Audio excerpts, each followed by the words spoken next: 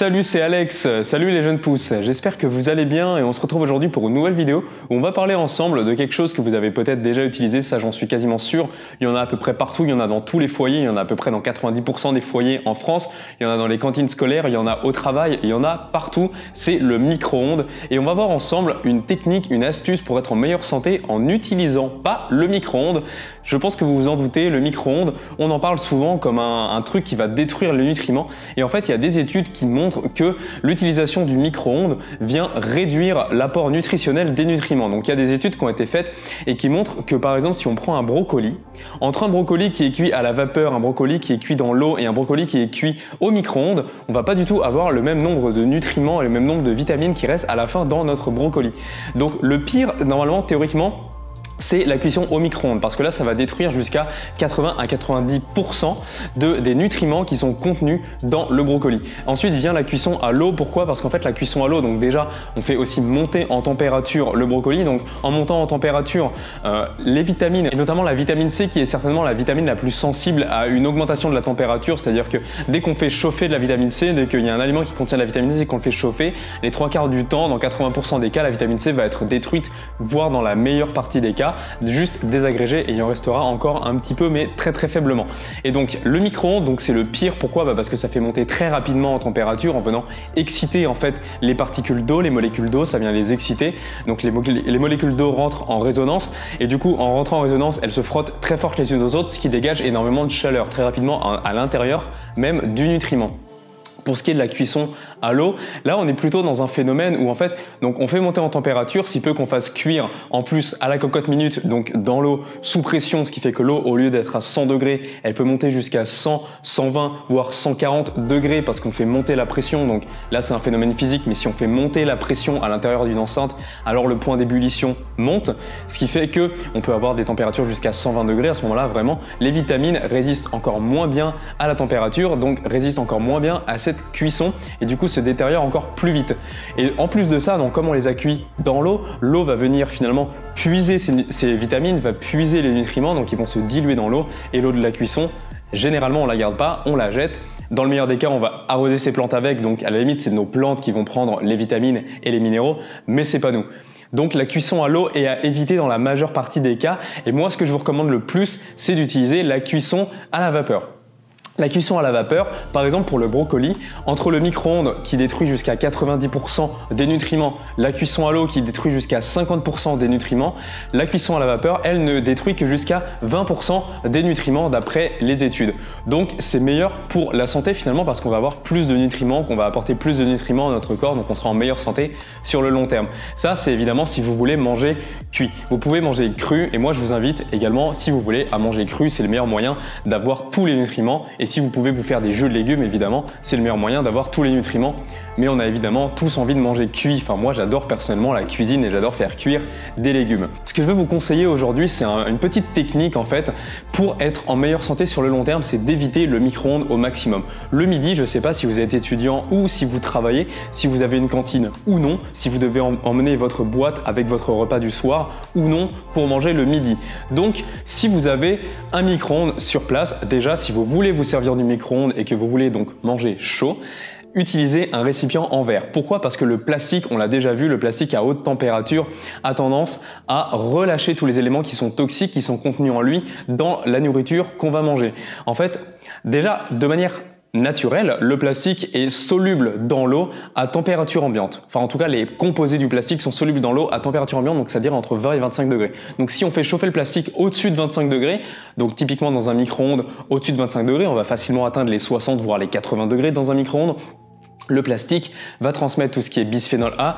S'il y en a, s'il n'y en a plus, ça va être des dérivés du bisphénol A dans notre nourriture, donc c'est pas une bonne idée de manger dans du plastique. À ce juste titre, je vous invite à réduire et à éviter tout ce qui est produits transformés et surtout tout ce qui est plat cuisiné et plat tout préparé. Pourquoi? Parce que souvent ils sont contenus dans des trucs en plastique, dans des barquettes en plastique qu'on met au micro-ondes et ce plastique-là est vraiment du plastique de mauvaise qualité. C'est du plastique souvent bien pire que les boîtes en Tupperware ou les boîtes en plastique spécialement conçues pour le micro-ondes que vous pourriez acheter. D'ailleurs, petite parenthèse, les boîtes spécialement conçues pour le micro-ondes ne veulent pas dire que le plastique ne relâche rien dans la nourriture et dans les nutriments, enfin et dans les aliments. Ça veut juste dire que le plastique a été étudié pour ne pas fondre sous l'effet des micro-ondes et ne pas fondre sous l'effet de la chaleur et du coup rester visuellement intact et ne pas fondre vraiment comme vous pourriez faire fondre du plastique avec un briquet. Moi, ce que je vais vous inviter plutôt à faire, sinon, c'est de prendre une boîte en verre. Et le verre, on sait que c'est vraiment très bon pour la santé parce qu'il n'y a aucune interaction qui se fait entre le verre et les nutriments. Donc, si vous voulez vraiment utiliser le micro-ondes, vous pouvez mettre votre repas dans une boîte en verre, dans un Tupperware en verre, et vous allez voir que ça va mieux conserver vos aliments et vous allez être en meilleure santé sur le long terme. Mais en revanche, moi, ce que je vais plutôt vous conseiller de faire, c'est de ne pas utiliser le micro-ondes. Pourquoi?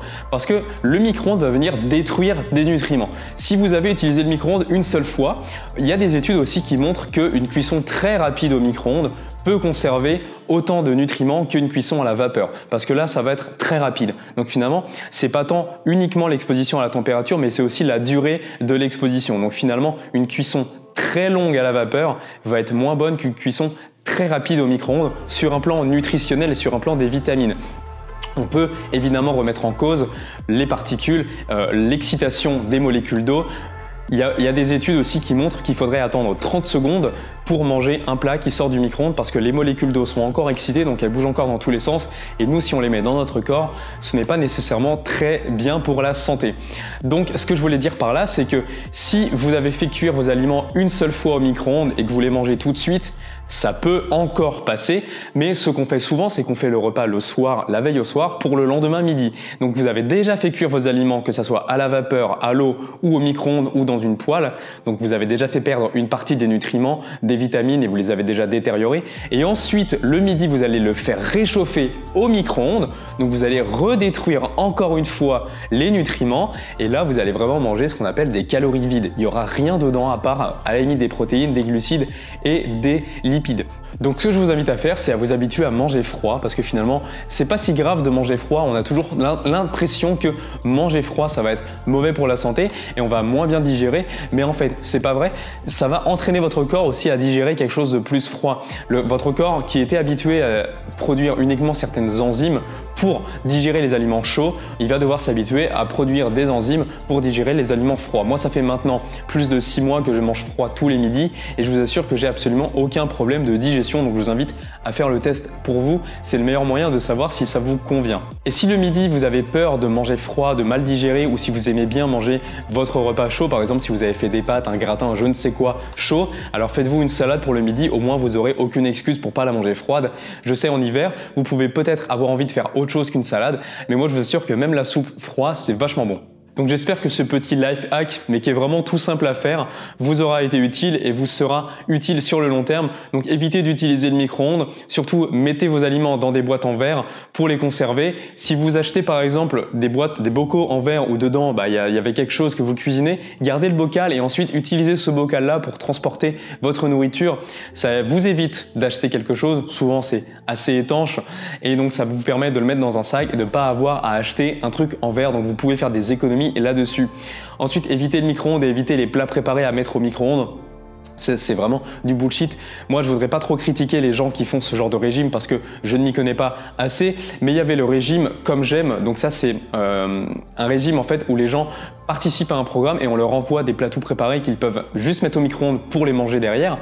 Et donc, c'est des plats qui ont déjà été chauffés, ils sont juste réchauffés au micro-ondes et après, les gens sont censés perdre du poids avec ça. D'accord, ils vont perdre du poids parce qu'ils sont en restriction calorique, mais derrière, sur le long terme, si les gens font ça pendant longtemps, ils vont manger aucun nutriment, aucune vitamine et aucun minéraux. Pourquoi? Parce que ça a déjà été préparé une fois, ça a été conditionné, donc ça a été transformé. Les 3/4 du temps, ça a peut-être été pasteurisé, donc ça a tout détruit et ensuite, on le réchauffe au micro-ondes. Donc là, il n'y a plus rien. Donc si vous faites ce genre de programme, ça peut être intéressant sur le court terme et très court terme parce qu'une réduction calorique va vous faire perdre du poids sur le très court terme, mais sur le long terme, c'est plutôt un bon programme alimentaire qu'il faudrait mettre en place. Moi, je vous laisse là. Si cette vidéo vous a plu, n'hésitez pas à mettre un pouce en l'air, ça fait toujours plaisir. Et surtout, n'hésitez pas à vous abonner en cliquant sur le rectangle rouge si ce n'est pas encore fait et à activer la petite cloche pour ne recevoir aucune des prochaines vidéos. Non, justement, pour recevoir les prochaines vidéos, recevoir une notification quand elles sortent. Toujours, il y a le formulaire en dessous si ça vous intéresse pour me laisser une question, pour me poser une question, me laisser un commentaire ou une critique vis-à-vis des vidéos.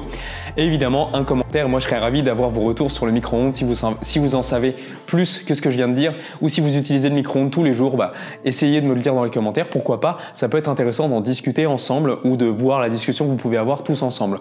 Moi je vous laisse là, je vous souhaite de passer une bonne journée et surtout, mangez et vivez en conscience les jeunes pousses, c'est le plus important et allez, on se dit à la prochaine. Ciao!